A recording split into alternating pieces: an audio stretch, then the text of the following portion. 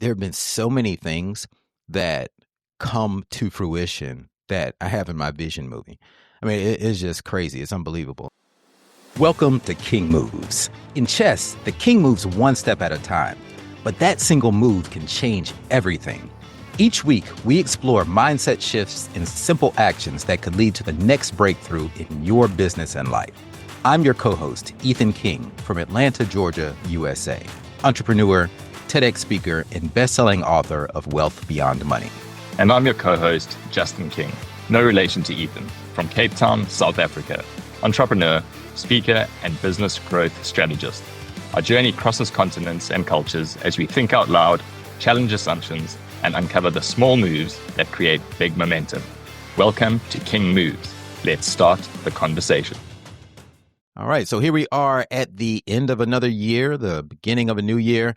And I'm wondering, Justin, do you have any personal rituals or habits or routines that you go through to close out a year and kick off a new one? Good question. It's a good question. And I think we're going to answer that with what I've been speaking to a lot of my coaching clients about. And that is being intentional about the break that we're going into. Very often you ask somebody, what do you want to do with your December break, your festive season, holiday, a vacation?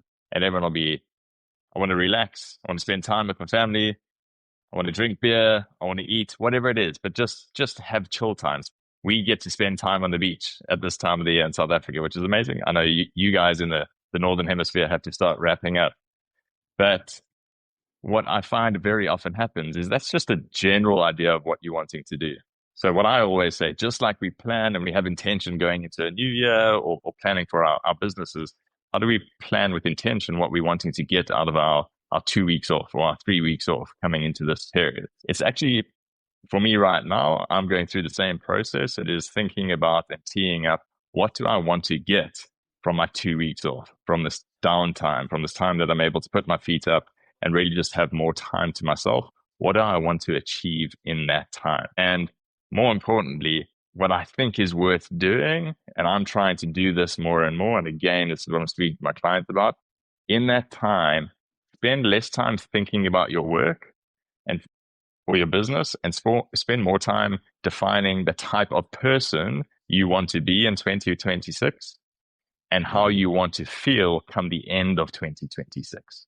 So how do you want to show up? What kind of person do you want to be? And how do you want to feel come the end of 2026? If we can define that come the beginning of the year, we can then fit in the work aspects to that and make sure you don't lose sight of the type of person you're wanting to be. And the type of person can be how you want to eat, how you want to exercise, how you want to show up with family, how you want to show up with friends, how you want to connect with people more, how you want to be as a leader. All of those things play a part. But if we don't get those right, it's really, really difficult to show up well in your business. And at that stage, we can then bring this is how I need and the time that I need to allocate to my work.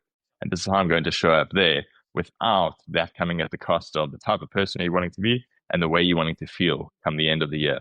I would rather we put those constraints in place from the beginning of the year rather than trying to retrofit them at a later stage when we've lost each other or lost ourselves. So that's really, as I say, that's what I'm trying to practice more is being intentional about what I want to use my time for in my break and during my break, and focusing less around things that I want to build and more about how I want to build myself, how I want to be, how I want to show up for those around me, and how I want to feel come the end of the year.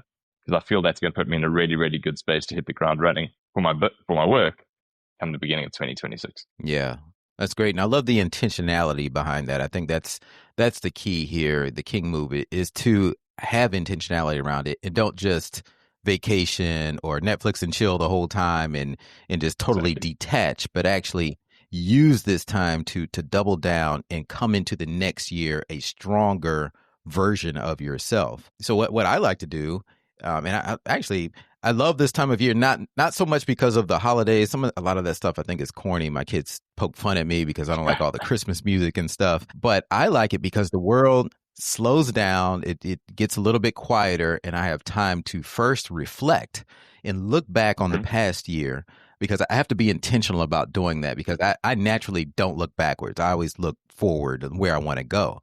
but I make myself look back in appreciation. And a lot of times you'll be surprised at how far you've come just from January, from the previous January. For example, when I look at this year in January, I set out with the intention of doubling down on my speaking business. And wow, when I look back, I had no idea. Like, I've probably done over 40 paid speaking gigs this year, and I had totally surpassed all of my goals, like blew them out of the water by having that intentionality. So I'm very grateful and appreciative of that. And, gratitude is just the currency of abundance. So I believe in starting with gratitude and then looking forward into the next year.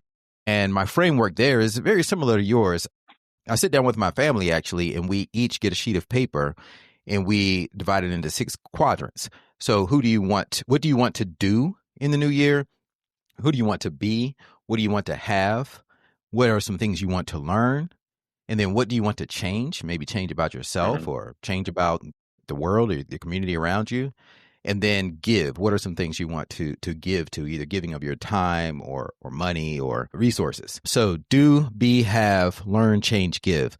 Those are the 6 quadrants. And we put on music and we just write down what comes to mind, our vision for in each of those boxes. And then we'll create a vision movie around it, which is our like elevated form of a vision board where we have the moving pictures. And I break this down in my book, Wealth Beyond Money. But it's a big part of my life, and there have been so many things that come to fruition that I have in my vision movie. I mean, it's just crazy. It's unbelievable. In fact, I'll have to tell you on a future episode, and I can't spoil it just yet, but I have a new client who's legendary in the business world, and it manifested from my vision movie. So I can't wait to share that with you.